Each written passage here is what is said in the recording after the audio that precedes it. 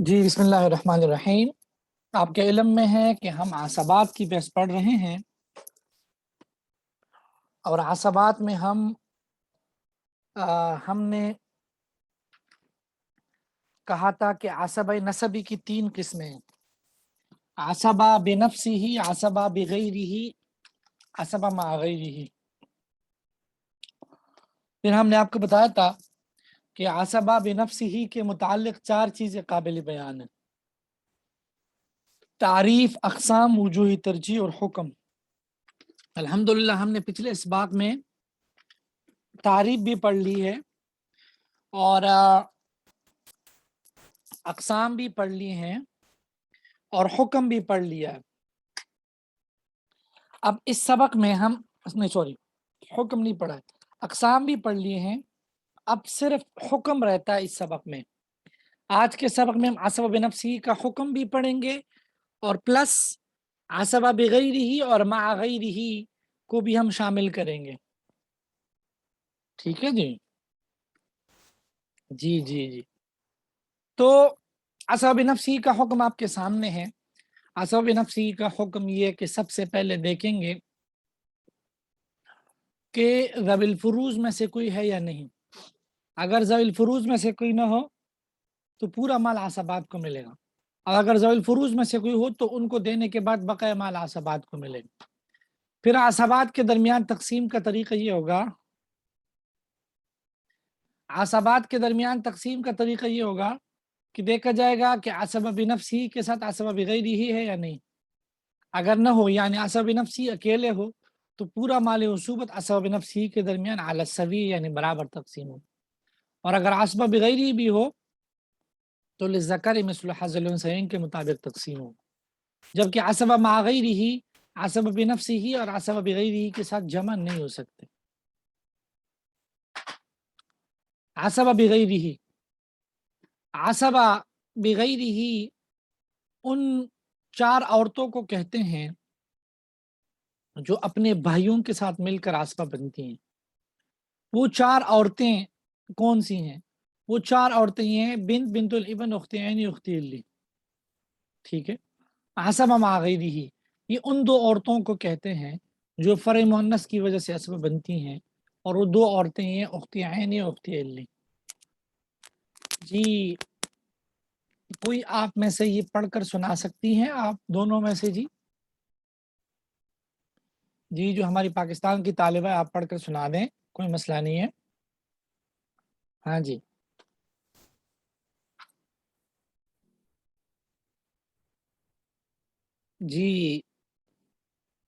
اگر کوئی عذر ہے آپ کو پڑھنے میں، مثلا کوئی مسئلہ ہے تو ٹھیک ہے، پھر آپ میسج کر دیں، کوئی مسئلہ نہیں، پھر ہم آگے چلتے ہیں۔ ہاں جی چلیں کوئی بات نہیں۔ اچھا جی، اب بات یہ ہے کہ اس کو ذرا سمجھنے کی کوشش کیجیے۔ آج کا جو سبق کلر وائز سمجھنے کی کوشش کیجیے۔ عصبہ بنفسہ کے حکم میں سب سے پہلی بات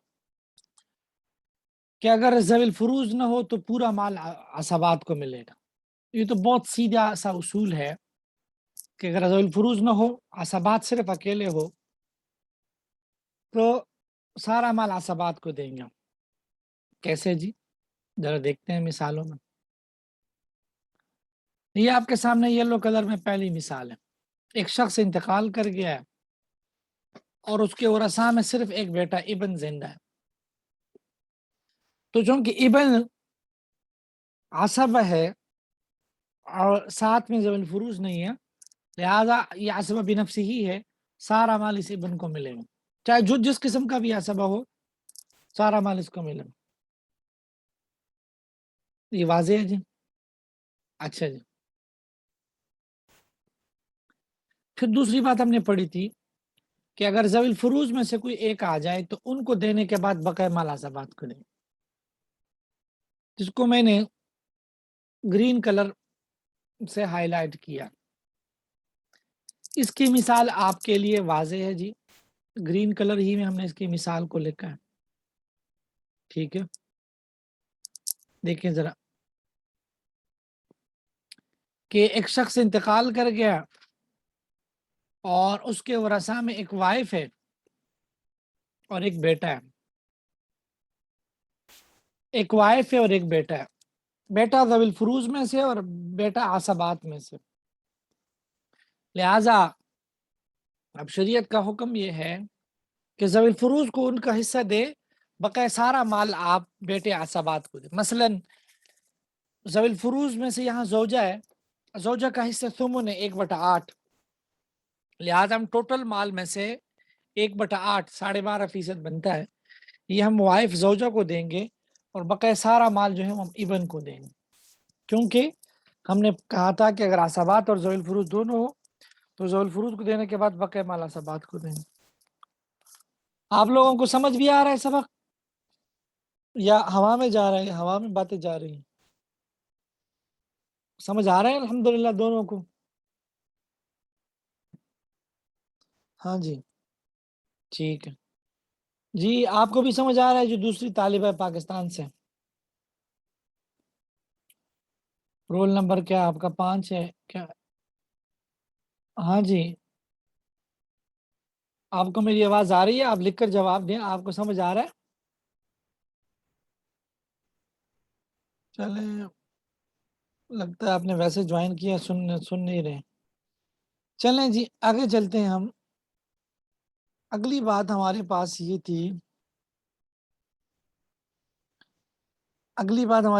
تھی، کہ بھائی اگر عصبات جمع ہو تو عصبات کے درمیان مال کیسے تقسیم کریں؟ مال عصوبت کا مطلب جو مال عصبہ ہونے کی وجہ سے مل رہا ہے اس کو کیسے ڈیوائیڈ کریں؟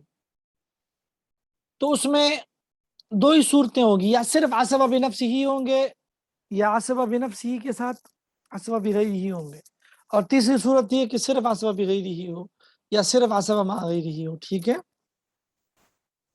لہذا پہلی صورت یہ ہے کہ اگر عصبہ بنفس ہی اکیلے ہو تو بڑا آسان سا اصول ہے کہ سارا مال ان کے درمیان برابر تقسیم کرو۔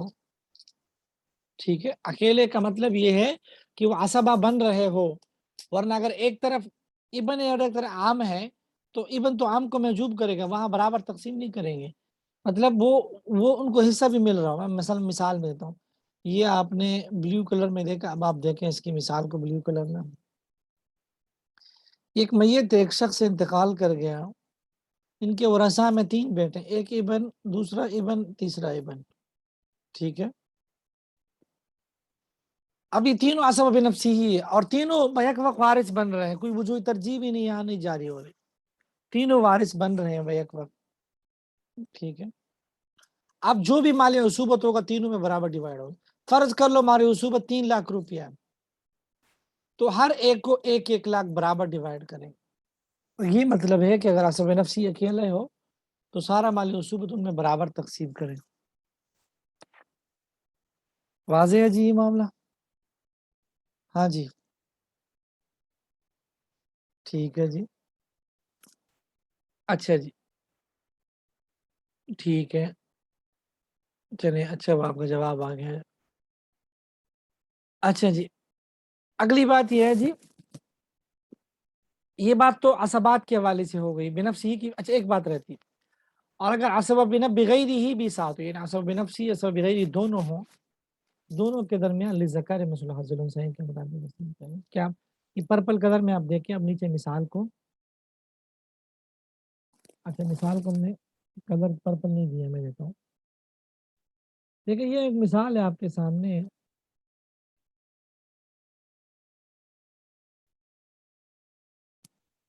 یہ ایک مثال ہے میرے بھائی، دیکھیں غور سے اس مثال کو میں، ایک بیٹا اور ایک بیٹی ہے، ٹھیک ہے، ایک بیٹا ہے اور ایک بیٹی ہے، ابن ہے اور ایک بنت ہے، تو ابن عصبہ بنفسی ہی اور بنت عصبہ بغیر ہی ہو، تو لذکر مثل حظ الانثیین کے مطابق تقسیم کریں۔ کیا مطلب؟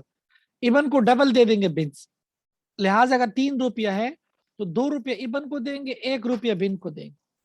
ویسے یہاں میں نے دونوں کے لیے پورا نام لکھ دیا، عصبہ بنفسی بغیری، ورنہ بعض اوقات ہم شارٹ کٹ میں نا جی یہ ہٹا کر دونوں کے نیچے صرف عصبہ لکھ دیتے ہیں،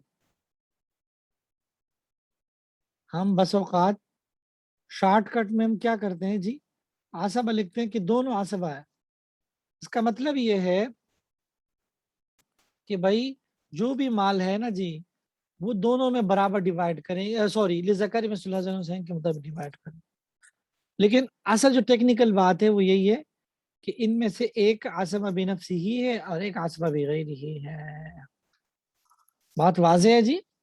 یہ عصبہ بنفسہ ہی کی باتیں یہاں تک مکمل ہو گئی. کلیئر ہے جی الحمدللہ حاضر کے لیے. ہاں جی ٹھیک ہے الحمدللہ. جی roll number 2 is it clear for you? ہاں جی ٹھیک ہے جی. اچھا جی آگے ہم چلتے ہیں جی. ہم نے آگے پڑھا تھا اسماء بغیر ہی میں کہ وہ 4 عورتیں جو اپنے بھائیوں کے ساتھ مل کر اسماء بنتی ہیں، وہ 4 عورتیں اسماء بغیر ہی بنتی ہیں. وہ کون ہیں؟ بنت الابن، اخت عین، اخت لی. یاد رکھیں یہ چیزیں آپ نے ذوی الفروض کے ضمن میں پڑھ لی ہے. آپ نے جب ذوی الفروض میں پڑھا ہے نا کہ بنت جب ابن کے ساتھ آ جائے تو اسماء بنتی، وہ کیا یہ اسماء بغیر ہی تو ہے نا. بنت الابن کے احوال میں پڑھا ہے کہ بنت الابن جب ابن الابن کے ساتھ آ جائے تو اسماء بنتی، یہی اسماء بغیر ہی ہے، کوئی نئی چیز نہیں ہے. اخت عینی کے احوال میں پڑھا ہے کہ اخت عینی کے ساتھ اسماء بنتی ہے، یہی اسماء بغیر ہی ہے. اخت لی کے احوال میں پڑھا ہے کہ اپنے بھائی کے ساتھ اسماء بنتی ہے. تو یہ اسبات کی باتیں آپ نے ذوی الفروض کے ضمن میں پڑھ بھی لی آپ نے. بات سمجھ رہے ہیں؟ ہاں جی. اب اس کی مثالیں یلو کلر میں نیچے آپ دیکھیں، ڈھیر ساری مثالیں آپ کو ملے گی. دیکھیں ہاں جی یہ جو مثال ہے نا جی یہ اسبا بنفسہ ہی بغیر ہی کے جمع ہونے کی بھی ہے، اور یہی مثال آپ اپلائی کریں اس بات میں کہ بنت اسبا بغیر ہی بنی ہے ابن کی وجہ سے. ٹھیک ہے دوسری مثال میں دیکھیں بنت الابن اسبا بغیر ہی بنی ہے ابن الابن کی وجہ سے.